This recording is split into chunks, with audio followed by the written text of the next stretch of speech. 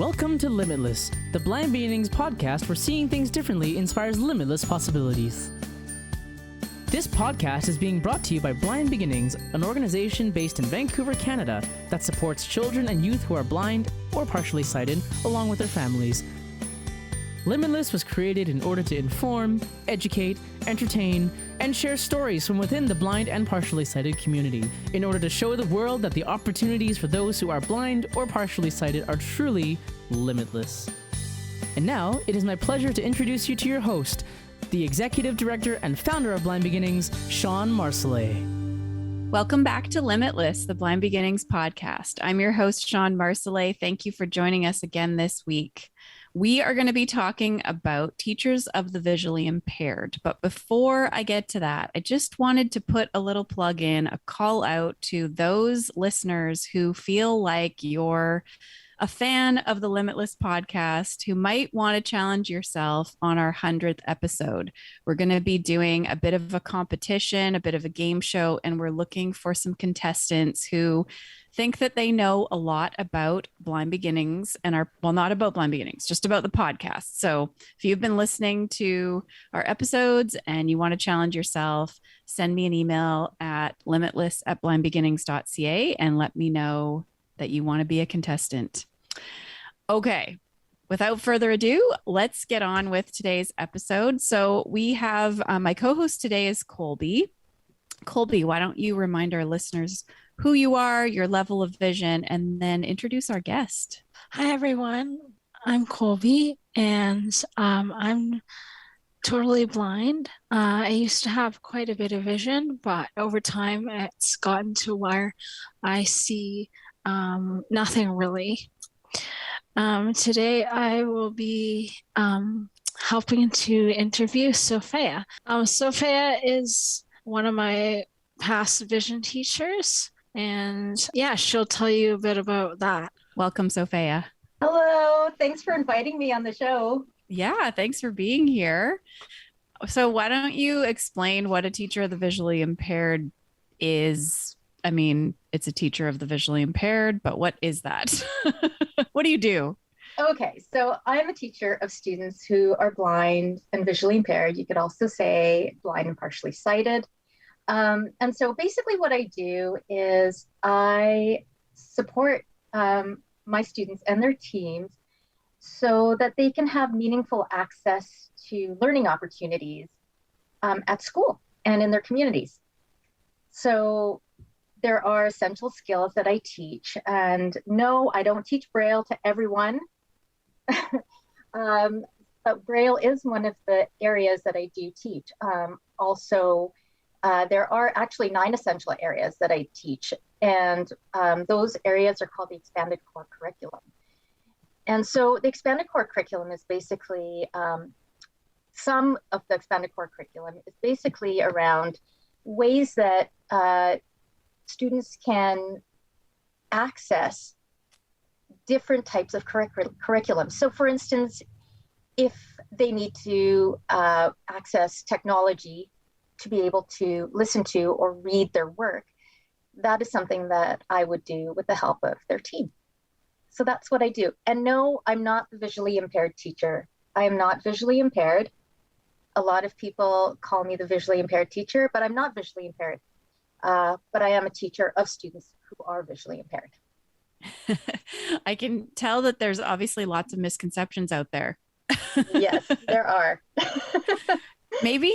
I that's really interesting that you said I don't just teach Braille and you don't always teach Braille. Like, can you give us an idea of kind of the percentage of kids that you work with that you would teach Braille, just to kind of wrap people's minds around that?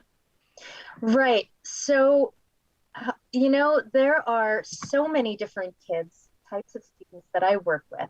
I work with students who are blind. I work with students who are partially sighted. And I also work with students who have additional disabilities. And so there is such a wide array of individuals that I work with. Now, all of those individuals are provided with literacy skills to access their learning, skills to be able to read. but only a very small percentage. So right now I have 10 students, and only one of the 10 students is learning Braille. So it is a very small percentage. Now, I do live in a really small community. Perhaps if I worked in Surrey or in one of the larger districts, I would have more students who are learning Braille, but that percentage would also be very small. Maybe I would have 6 students, but maybe there might be 20 students on my caseload. Well, why don't you tell us how you came to be a teacher of students with visual impairment? It's probably not a job that a lot of people would even necessarily know about unless they're kind of in the community. Yeah, that's an interesting question. And it happened about, I would say, 18, 19 years ago. And I was a teacher in Squamish. I taught a variety of different subjects. And I was working in this school where one of the things that I was teaching it was called special education at that time. And during the time that I was at that particular school, we had a student who is visually impaired transfer into our district and into that school. And what I remember was, how the school environment was changed for this particular student. So there were like yellow stripes that were painted onto the walls so that he would be able to use his vision to travel down the hallways. The teacher of the visually impaired, who was also a very good friend of mine at the time, brought in a brailer, and she started doing workshops on how to include a student with a visual impairment into the classroom. And so, at first it was like, okay, I'm learning. But then I got to know the students, and I got to know what the devices that the student used, how the student used the devices, how the student traveled around the school, how they used their vision to play hockey with the rest of the students outside during recess and lunch. He used his bicycle, which blew my mind because I thought he was visually impaired, so he wouldn't be able to ride a bicycle. All my misconceptions, they were misconceptions, and everything that I thought of as a person who was blind or partially sighted was shattered. It was completely shattered by this one student. He was the inspiration. And during that time, I was actually enrolled in a different master's program at UBC. And after that year, working with that particular student, I stopped halfway. I was halfway down that master's degree. I stopped and I restarted a new master's degree program in the area of teaching students who are blind and visually impaired. So he was my inspiration. I love that. I mean, who does that? Who stops a program, a master's program, to restart something else? That's awesome. It was far more interesting. I was doing. So Kolby, can you talk about what was Sofeya like as a vision teacher? What sort of things did she help you with, or what did she teach you? What was life like back then? And I know that was a few years ago. You're like a college student now, but yeah. So Sofia was probably one of the first vision teachers I had that actually saw me on a regular basis. Before that, I'd had vision teachers, but they only came every few months kind of thing. So I didn't really know a lot of what they were supposed to help me with, really. And it wasn't really until I started working with Sofia that I saw, they're actually really helpful and beneficial. And so some of the things Sofia taught me Braille, or at least started teaching me Braille. She taught me technology skills, how to adapt different programs, different ways that I could be successful in my classes. And it was just a really, really positive experience for me, which I had never really had before. So that was really good. I guess we should mention too the whole itinerant part of being a TVI. Like, 10 students doesn't sound like a lot. Sofia, can you explain the travel component of your job? Yes. So I live in the Kootenays and I live around a lot of mountain passes. My students are in different communities in the region that I live in. And those communities are sometimes 2 hours away from each other and on a different time zone. So being itinerant means that you have to travel to your students, and sometimes that takes a lot of time. Sometimes you can't get to your students, so you have to find different ways of working with them.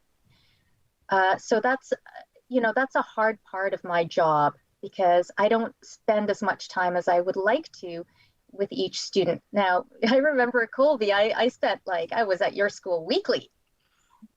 It was great. But, compared to some of my other students, Kolby was actually closer to where I live. So it's definitely a difficult part of the job, and it takes a lot of time to travel, and that time is taken away from your student. Mm-hmm.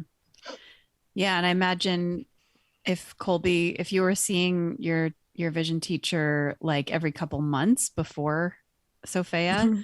maybe they didn't live there, right? Like sometimes the closest TVI is a few hours away and they can't come regularly. So that can be challenging. Or they might even be like 17 or 20 hours away. They could live in, I remember when I was working in Prince Rupert and living here and having to travel to Prince Rupert because they didn't have a teacher for visually impaired in Prince Rupert. Now, you just have to be creative and find ways to connect with your students in mm-hmm. other ways. And even 18 years ago or however long that was possible. Right. So. Actually, why don't we talk about that? I mean, COVID must have impacted your job, or, how do you teach somebody some of the things you have to teach them when you can't be in the same room and you have to do it virtually? What was that like? Or what is it like? Well, I have to say that it wasn't really new to me because I did have that student in Prince Rupert. So I connected with that person through Skype many, many years ago. And so I had a background sort of, it's all trial and error and, nothing is perfect. But the fact that you're connecting with a student, even if you're not getting as much Braille or whatever area you're working at, as much work done as you would if you were physically there. Connecting is the first thing that you need to do in order to be able to work with your student. You have to have a relationship. And if you're only seeing your students once or talking with them, or even communicating through chat or however, once every 3 months, you're not building that relationship. So what I found with COVID, it was very interesting because even though I do see my students regularly, I found that I developed a closer relationship with them. And I found things out about them that, really helped my practice. For instance, during the lockdown, I would connect with kids and they might be in their home holding their pet, whether it was a cat or a dog. And what I saw in some points was that the students were actually calmer, more relaxed, more able to take in information because they were holding the one, item that brought them an immense amount of comfort and joy. So I learned a lot about the students, about their families, about, and the interactions were different. I would say that they were super meaningful. It was a hard time for all of us. So we had deeper conversations about just life, things that were going on. It's interesting. I have a friend who's partially sighted, and he was saying with virtual programs, he's able to see people on the screen better than he can in real life because you can make, you can have a really big screen. You can get closer to it than you can in real life. And that's just an interesting, if you're trying to teach somebody with limited vision, something visual, maybe that's easier on a screen. Mm-hmm. Yeah. Well, and you know what? COVID just brought such, the whole experience brought such creativity to the forefront. So I have a student who was a beginning Braille learner, and she is partially sighted. So we ended up creating this thing that actually Kolby was part of too. It was called Braille Games Day. And it was just a way for her and I and some other individuals to connect, to play Braille games. And I mean, it just turned out to be such a cool thing to connect with different people that it grew into connecting to people around the province, really. Mm-hmm. And it's still going on. So I know mobility is not necessarily, not all teachers of the visually impaired teach mobility, but you are certified to do that. And I know you did some creative things around that too. Wasn't there some using food to set up I don't know. Oh yeah. Am I remembering that right? Like a map or something using food? I don't know. Okay, it didn't have the best name. It was called Edible O&M. Right. Oh, I like it. I love it. And the idea wasn't mine. It was actually Mary Anderson. It was her idea. So Mary is also a teacher of students who are blind and visually impaired, and she lives on a farm. And her idea was to get students together for a field trip, because of course during COVID and during the lockdown, we couldn't go on field trips. Mm-hmm. And so this was our way of creating a field trip and bringing it to all the students in the province. And so what we did is we did a field trip of Mary's farm. And so the students had to create the route that Mary was taking and follow the route using food. So, they would use maybe a carrot, like a long carrot for maybe one of the roads. Maybe they would use a strawberry for one of the barns, or, so in that way, the students were actually tactily following Mary's route through her farm. And we were connected through Zoom. So, it was very cool, because we would go into the chicken coop, and you could hear all the hundreds of, chickens just chirping away. And, we checked out the sheep, and you could hear them, and you could hear, so it was just a really neat sort of overall sensory experience, online field trip. Now, the best part is that you got to eat your map, because it was edible. Yes, that's great. I feel like one of the things that I love about you, Sofia, is how creative you are. You certainly have done some creative things with your students. Let's talk about Project Adventure. That's something that you created in the Kootenays. I know with a couple other vision teachers, but tell us about that and why that came to be. Okay, so yes, and there was another vision teacher who was involved right at the beginning, and that's Cheryl Knight. And so we decided that it was time that students and families had the opportunity to come together and meet each other. Because of course, here in the Kootenays, and Kolby, you can probably talk about this too, with your experience. I mean, the students are our students, your peers. You're so far away from each other in different communities. Mm-hmm.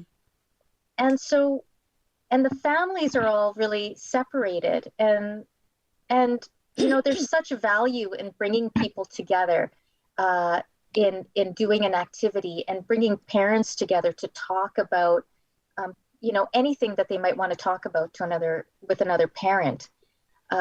So that's how, Project Adventure was created. Our whole main idea was to bring people together. Now, the adventure part is just living in the Kootenays. Living here is an adventure. We have an amazing playground that we can go into, the mountains, the rivers. There's just so many outdoor activities and so many things to do here that are adventure-based. So we decided to create Project Adventure to bring people together. But, as it developed over the years, it turned into something that was really cool, because we as teachers basically stopped creating Project Adventure, and we stepped back and let our students voice what they wanted to do. We invited them to the table to help us develop the program for that year. So that was a really great learning opportunity for us as teachers to be able to let go. Mm-hmm. And of course, we didn't completely let go, but it was a good learning experience. Was dog sledding the first one? Yeah. Okay. There was a opportunity, like we did have one sort of get together or a couple of get-togethers prior to that, but it wasn't called Project Adventure. It was just let's get people together. Okay. But dog sledding was the first one. Yeah, I was at the dog sledding. I was terrified. We stopped our sled in the middle of the run because there was a cougar in the tree that was really interesting to look at, and I was terrified. So, like, why are we stopping? We should be going. We should not be sitting here. Yeah, all part of the adventure, Shawn.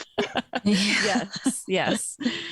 So. Yeah, I think the component of getting the students to help plan, I know they had to help with like fundraising and, organizing and things like that. Kolby, you did some big stuff for Project Adventure. Do you want to talk about that?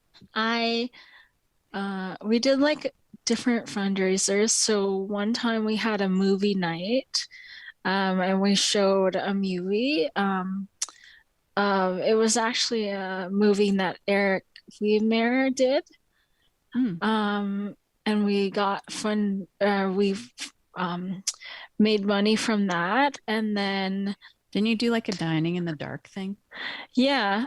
So basically it was based off the dark table in Vancouver, and I did it actually just after I'd gone to it when it had first opened in Vancouver. And so I had organized a restaurant here locally. I was able to rent out the whole restaurant and have the staff basically serve everyone, and each person was blindfolded, or at least they were supposed to be. And just to have them experience what it was like dining without vision. And the funds from that went to Project Adventure one year. And that was quite a big fundraiser, I think. And we got like a good amount of donations and things from that. It's so interesting because, through my teacher lens, what I remember is, Kolby, I asked you to be the treasurer of Project Adventure. Right. You remember that? Yeah. And so as a teacher, I was like, great. So she could learn all these skills from the expanded core curriculum. So how to because you had to have a signature in order to sign the checks. So that's part of the expanded core curriculum. How do you practice your signature? How do you do a signature on a line? If you're blind, what are the strategies? And then orientation and mobility, like traveling to the bank to deposit checks, navigating inside the bank and finding the teller and using all of your skills for orientation mobility.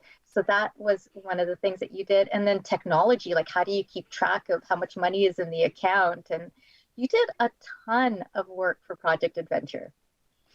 And in the background, Kolby, like, you were learning all of these skills that it would have taken me like a long time to teach you, but it was all sort of condensed in this whole experience of Project Adventure. And so motivating because you're planning this event that you really want to go to, right? Yeah. As a student. Yeah.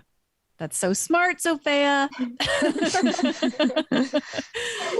Yeah. So I know you also have your students sometimes like present to Lions clubs and service clubs to ask for donations to go to Project Adventure, right? That's true. I think Kolby, you've done that.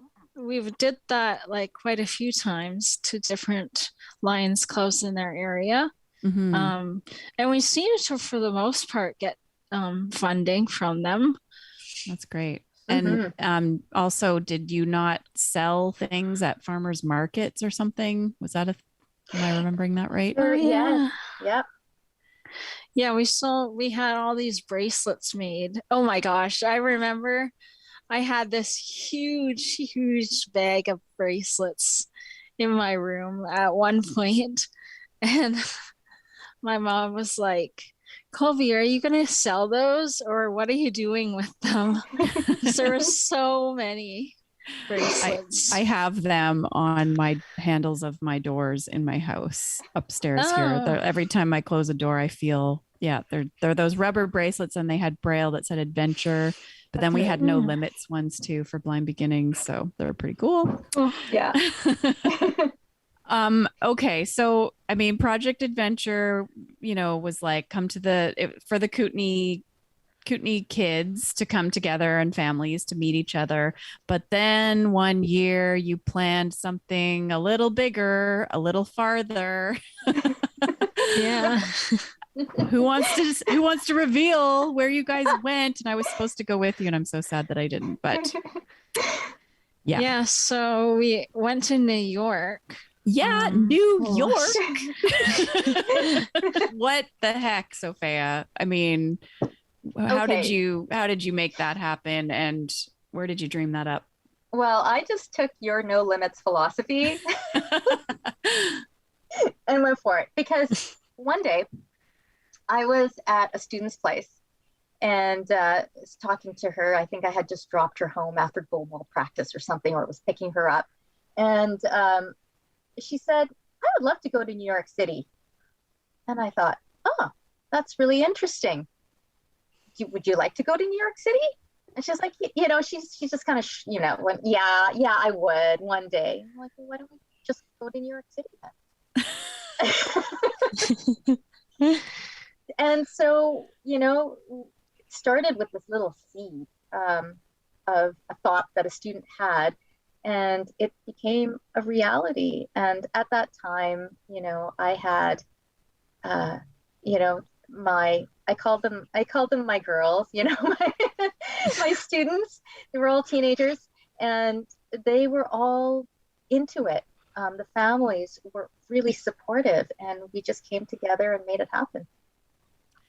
And again, they had to help in planning that trip, right? Yep. Like researching where they wanted to go and how you were going to make that happen and all that kind of stuff. There was lots of that. Mm-hmm. Yeah. And then when we were in Vancouver, when we were in New York, it was up to us. Like, we could go wherever, but we had to figure out how to get there.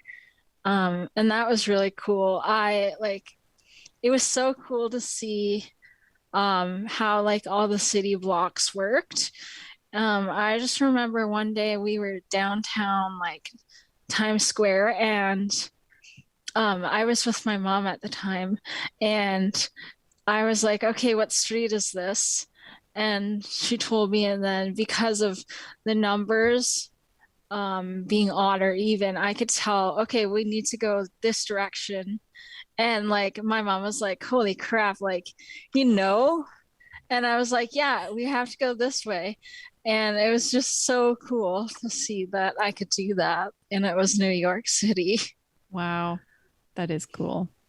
Mm-hmm. I went to New York for a dragon boat festival many years ago, and I never learned anything while I was there. Like, I can't even, like, I know how overwhelming New York is. So the fact that you figured out the city and how to navigate is very impressive. That's very cool. And I don't know. I just feel like all that expanded core curriculum learning that happens outside of the school. Like it sounds like, Sofia, a lot of your teaching isn't really in the classroom. No, I try to make it out of the classroom a lot of times. I feel like life doesn't only exist in the classroom. Mm-hmm. And that, in order to experience life fully, we have to be in different environments and try different things and step outside of our comfort zones. So, yeah, that's, and honestly, I am an adventurer. I love, that kind of stuff. So I find that being in the classroom sometimes is hard for me. So I need to get out. So I just bring my students with me. Let's talk about, because something else that you do that I'm not sure if this is a standard practice for that all TVIs do this, but students who are blind or partially sighted usually have an IEP. And I think that you bring your students to those. Can you talk a bit about that, what that is and how that works? Yeah, it's interesting. I don't know. See, I think that students should be invited to their IEPs right from the beginning, right from kindergarten. And, I think I feel like there's a difference between a medical model and a social model. And that exists within the school environment as well. You could approach learning from a medical model, which basically states that you need a professional to state what you need. And that's just the way it goes. Or you could take the path of a social model. And the social model is more inclusive. It is inclusive. It's interconnected, that none of us hold the answer to a question or a problem, but together we can come up with something that is pretty cool and will work. A social model basically, states that a disability is not a problem of an individual. The issues are environmental. They're things that we all need to take a look at, and we're all a part of the solving of a problem. And so that's kind of the way that I think about it. Now, I don't like going to doctors, so that's probably why I'm sort of erring to, the social model. But also on top of that, when a student is meaningfully included in an IEP, an individual educational plan, they have a say, and they're practicing self-determination skills, which is also part of the expanded core curriculum. They're using their voice. And that's ultimately where we want our students to get to have a voice, to have a say about their own needs. And that really should start right from the beginning, right from kindergarten, with students setting their own goals, with language, IEP language that is written in kid language, if you have kindergartners, so that they can review how far they've come over the year. I think it's really important. What kind of goals do kindergartners have? I can cross the street using my cane. Cool. I can listen for traffic. I can use my Acrobat video magnifier to view what's on the board. Kolby, do you remember going to IEP meetings? Yeah, I laugh because it probably wasn't until Sofia was around that I was never invited to my IEPs. And I always knew they were happening, and it always really stressed me out because I felt like, oh my gosh, they're talking about me and it's got to be negative and things like that. It was always such like a negative experience for me. And I definitely think that it could have been better if I was included in it at the beginning. Kolby, you taught me so much about that. Really? Yeah, you did. Now, I remember when I did a functional vision assessment, and I wrote up the assessment, and then I read it to you. and you're like, that's not true.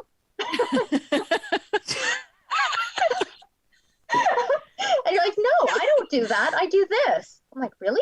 So I wrote down your notes under what I wrote in my assessment. And then I would read something else and you were like, no, Sofia, that's not right. And so I had my assessment. It was Sofia's assessment, which actually was not accurate. And so Kolby added her own parts to this functional vision assessment, which ended up being 13 pages. Because there were all these added notes. But I mean, what that told me was that, that even in assessment, that we need to actually involve our students. We need to ask them, is this accurate? What I've written, is this really accurate? Or is there something that's missing here? Or am I totally off track? Yeah. I'm curious though, Kolby, when you started going to IEP meetings, because I've heard that sometimes there can be like, 10 people in the room. Was it intimidating to speak up for yourself? Oh my God, yes. I think I went in maybe grade 6 or 7. And I'm pretty sure I cried because I was so intimidated. And there was a lot of people there. Yeah. Which is also like a really good life experience. I feel like it must have prepared you for job interviews and panel interviews and other intimidating things that happen in life. But you know what though, Kolby, you just came so far. I remember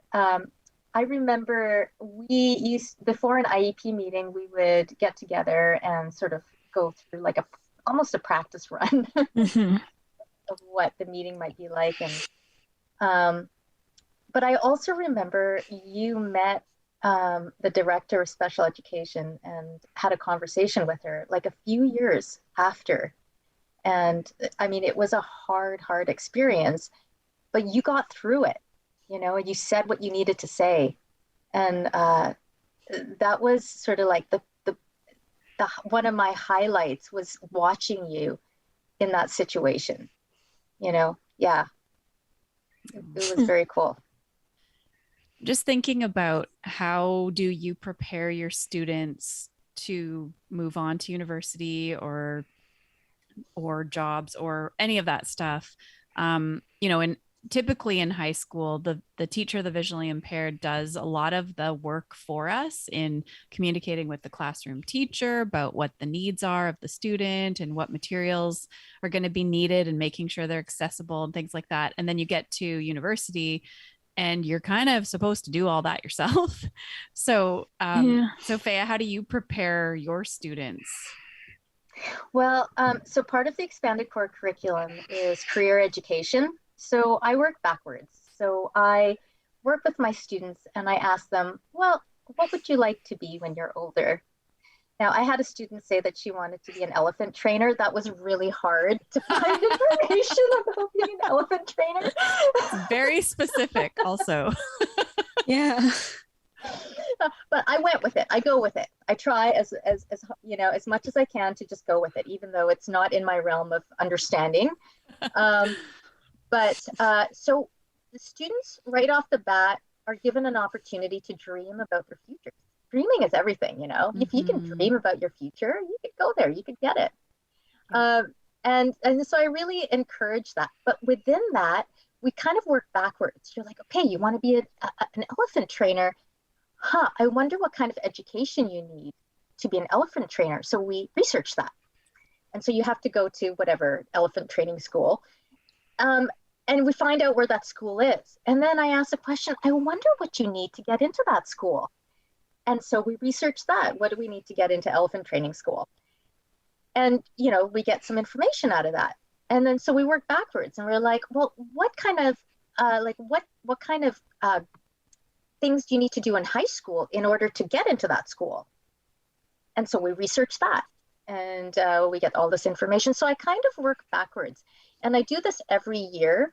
So my students are always thinking about graduation and they're always thinking about their future.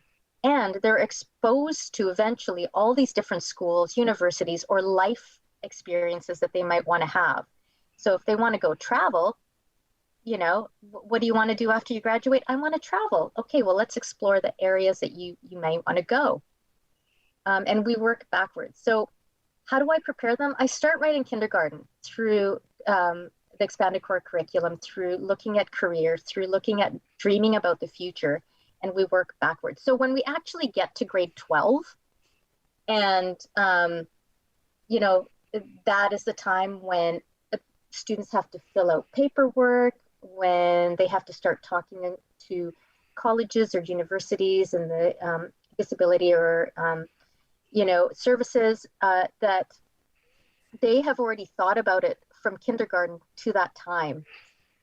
And now they can just step into that role and complete those forms and transition seamlessly, really, because they've done it in their heads a million times, into a life that they want. So that's how I do it. Now, I don't leave them in grade 12. See ya. Now that you've dreamt about it, you can do it. No, I don't do that. I'm with them the entire way. I'm with them the entire way. If they want, I will go to the college with them. I will go to the university with them. I will help them explore. But if they don't want it, I won't, because they're old enough and they have the metacognition to know what they need and want. So that's so cool. I love that. And I love that you just go with whatever they say. I think, I get that question a lot. Like, what if my child says that they want to be a pilot, but they're blind? And, it's like, you don't have to crush your young child's dreams. You can go with it. And eventually, as they get older, they're going to figure out that maybe that's not a viable option. I'm sure the elephant trainer, I'm curious if I feel like whatever they say in kindergarten is probably not what they are still saying in grade 12. Because as you start to research and realize like, okay, that might be really tough, or that might be really far, or I have no experience with elephants. So I did learn a lot about elephants, let me tell you. That's awesome. So this sounds like a pretty fantastic job, being a teacher of the visually impaired. How do you become one? Where could somebody go if they've listened to this and they're like, you know what, I'm going to quit my master's program and do something else? Well, there are a few places in Canada that go to, and one place is right here in British Columbia. So it's at UBC, and it's in the Department of Educational Psychology and Special Education at UBC. There's a Blindness and Visual Impairment program. It's a 2-year program, so 2-year pretty much full time. And it is, so you basically, for this particular program, you are online during the school year, and then you attend face-to-face during the summers at UBC. It's an amazing program because you can teach and work while you're doing the program. There is also a program in Halifax as well. All right, coast to coast. Mm-hmm. And there's a demand, right? We need more TDIs. Oh, yes, there's a huge demand. I can only speak for British Columbia, but, I know that the northern BC, huge demand. There's so many retirements coming up on the coast. Right now, we have opportunities on Vancouver Island and in the Fraser Valley. And things are always changing. We have opportunities in the East Kootenays right now. And so it is, it's open, it's there, it's an amazing job. And it's a 2-year master's degree program. Now, the thing is that you have to have a teaching certificate in order to get into the master's program. So if you're a teacher and you're wanting to step into something amazing that will change your life, please become a teacher of students with visual impairments, because it's an amazing job. I love it. That's a good plug. Yeah. Awesome. Well, thank you so much, Sofia, for joining us today and sharing about your job. I am so grateful that you are part of this community, and I think what you do is fantastic, and I feel privileged to be able to work with you. So thank you. Oh, thanks, Shawn. And thank you, Kolby. Thank you. Yeah, thanks, thank you. Kolby. Blind Beginnings is excited to be having our annual fundraising gala on April 30th, this year being held at the Sheraton Wall Center in downtown Vancouver. It's the first time in 3 years that we've been able to have a gala in person, so we're very excited. We're also extremely grateful to our co-sponsor for the gala this year, the Ani Group. Tickets are $125 for adults, $49 for children 12 or younger, and are available at blindbeginnings.ca. You've been listening to Limitless, the Blind Beginnings podcast. If you have a question, a comment, a future topic request, please send us an email to limitless@blindbeginnings.ca. Please share our podcast with a friend, subscribe, leave us a rating, and join us next time.